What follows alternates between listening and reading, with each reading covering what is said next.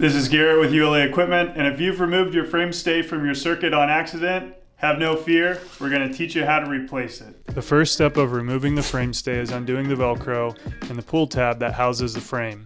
Before you pull it all the way out, be sure to stop and grab a Sharpie so that you can mark the top as well as the front facing side of your frame stay. Here we have the front side of the frame stay facing up. Whenever we turn it over, we can see that the longer side of the frame is going to be the top and the shorter side of the frame stay is going to be the bottom. The way that you know that the front side is facing the correct side is the first indentation should be a bump that goes up. In order to bend the frame stay to make the center of the pack move away from your body, bend the frame stay to maximize the concave of the first indentation. Here we have the frame facing front, and we're just going to gently bend it on a table. You don't have to put too much pressure on this.